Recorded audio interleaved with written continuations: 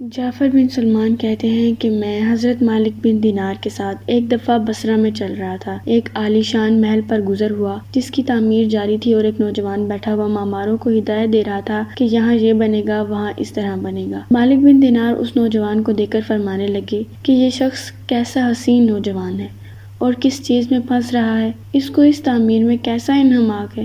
میری طبیعت پر یہ تقاضا ہے کہ میں اللہ جل شانہ سے اس نوجوان کے لیے دعا کروں کہ وہ اس کو اس جھگڑے سے چھڑا کر اپنا مخلص بندہ بنا لے۔ کیسا اچھا ہوگا اگر یہ جنت کے نوجوانوں میں بن جائے۔ جعفر، چل ان نوجوانوں کے پاس چلیں۔ جعفر کہتے ہیں کہ ہم دونوں اس نوجوان کے پاس گئے، اس کو سلام کیا۔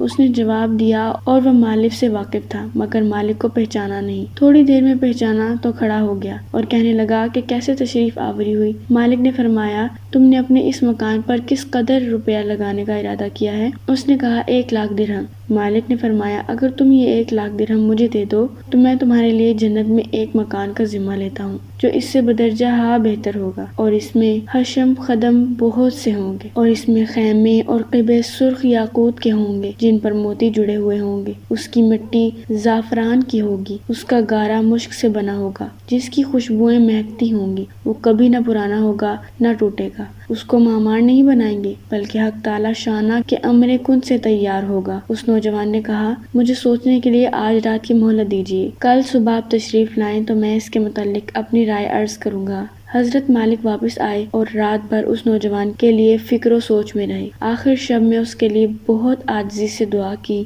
جب صبح ہوئی، ہم دونوں اس کے مکان پر گئے۔ وہ نوجوان دروازے سے باہر ہی انتظار میں بیٹھا تھا، اور جب حضرت مالک کو دیکھا تو بہت خوش ہوا۔ حضرت مالک نے فرمایا، تمہاری کل کی بات میں کیا رائے ہے؟ اس نوجوان نے کہا کہ آپ اس چیز کو پورا کریں گے جس کا کل آپ نے وعدہ فرمایا تھا؟ حضرت مالک نے فرمایا، ضرور۔ اس نے دراہم کے توڑے سامنے لا کر رکھ دیے اور دوات اور قلم لا کر رکھ دیا۔ حضرت مالک نے ایک پرچہ لکھا جس میں بسم اللہ الرحمن الرحیم کے بعد لکھا کہ یہ اقرار نامہ ہے کہ مالک بن دینار نے فلاں شخص سے اس کا ذمہ لیا ہے کہ اس کے اس محل کے بدلے حق تعالی شانہ کے ہاں اس کو ایسا محل ملے گا جو زیادہ عمدہ اور بہتر ہو، جو عمدہ سایہ میں حق تعالی شانہ کے قریب ہوگا، ملے گا۔ یہ پرچہ لکھ کر اس کے حوالے کر دیا اور 1,00,000 درہم اس سے لے کر چلے آئے۔ جعفر فرماتے ہیں کہ شام کو حضرت مالک کے پاس اس میں سے اتنا بھی باقی نہ تھا کہ ایک وقت کے کھانے ہی کا کام چل سکے۔ اس واقعے کو 40 دن بھی نہ گزرے تھے کہ ایک دن حضرت مالک جب صبح کی نماز سے فارغ ہوئے تو محراب میں ایک پرچہ پڑا دیکھا۔ یہ وہی پرچہ تھا جو مالک نے اس نوجوان کو لکھ کر دیا تھا، اور اس کی پشت پر بغیر روشنائی کے لکھا ہوا تھا کہ یہ اللہ تعالی شانہ کی طرف سے مالک بن دینار کے ذمے کی برائت ہے۔ جس مکان کا تم نے اس نوجوان سے وعدہ کیا تھا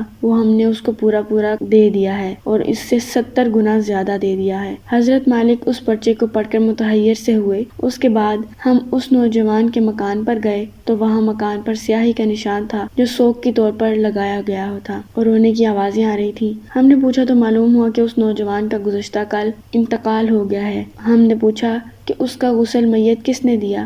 اس کو بلایا گیا۔ ہم نے اس سے اس کے نہلانے اور دفنانے کی کیفیت پوچھی۔ اس نے کہا، اس نوجوان نے مرنے سے پہلے ایک پرچہ دیا تھا اور کہا تھا کہ جب تم مجھے نہلا کر کفن پہنائے تو یہ پرچہ اس میں رکھ دینا۔ میں نے اس کو نہلایا، کفنایا، اور وہ پرچہ اس کے کفن کے اور بدن کے درمیان میں رکھ دیا۔ حضرت مالک نے وہ پرچہ اپنے پاس سے نکال کر اس کو دکھایا۔ وہ کہنے لگا، یہ وہی پرچہ ہے، قسم ہے اس ذات کی جس نے اس کو موت دی، یہ پرچہ میں نے خود اس کے کفن کے اندر رکھا تھا۔ یہ منظر دیکھ کر ایک دوسرا نوجوان اٹھا اور کہنے لگا کہ مالک، آپ مجھ سے 2,00,000 درہم لے لیجیے اور مجھے بھی پرچہ لکھ دیجیے۔ حضرت مالک نے فرمایا کہ وہ بات دور چلی گئی، اب نہیں ہو سکتا۔ اللہ جل شانہ جو چاہتا ہے وہ کرتا ہے۔ اس کے بعد جب بھی مالک اس نوجوان کا ذکر کرتے تو رونے لگتے اور اس کے لیے دعا کرتے۔ بے شک دنیا کی عمارتوں میں کچھ نہیں رکھا، یہ سب فانی ہونے والی ہیں۔ عقل مندی ہے کہ انسان اپنے لیے عمارت اس جگہ جنت میں بنائے جہاں تعمیر ہمیشہ رہے گی۔ اللہ کرے اس واقعے سے ہمیں بھی سبق حاصل ہو۔ آمین یا رب العالمین۔